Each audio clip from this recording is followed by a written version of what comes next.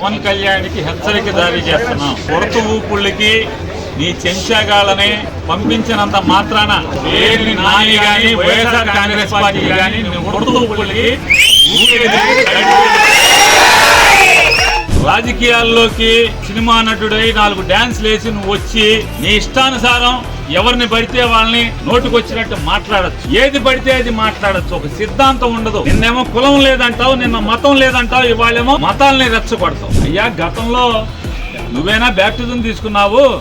అంతకుముందు వేషాలేంటి, అంతకుముందు భాష ఏంటి, అంతకుముందు డ్రామాలేంటి? ఇవాళ ఇది సిగ్గుమాలిన తనం కాదా అని నేను ప్రశ్నిస్తే, ఆర్గనైజ్ చేసుకుని సిగ్గు లేకుండా ఒక 50 మందిని పోగేసి తాగిచ్చి మా సంఘం మొదట్లోకి వచ్చి 4 కేకలు వేస్తే దడుస్తారా అంట, ఆగుతారా?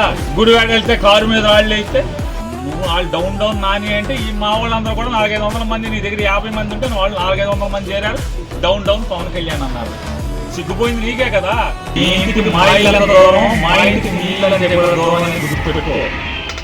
అలాగే మచిలీపట్నం పోలీసులకు కూడా హెచ్చరిక చేస్తాం. ఈ రకమైనటువంటి తప్పుడు ఉద్యోగం మీరు చేయటం మొదలు పెడితే ఖచ్చితంగా బందర్లో హింసా రాజకీయాలు మొదలవుతాయి. ఈ రకంగా ఇళ్ల మీదకి రౌడీల్ని, కిరాయి మనుషుల్ని, తాగుబోతుల్ని తాగిచ్చి పంపించే పరిస్థితి వస్తే మీకు 50 మంది ఉంటే మా దగ్గర 100,000 సంఖ్యలో ఉంటారు.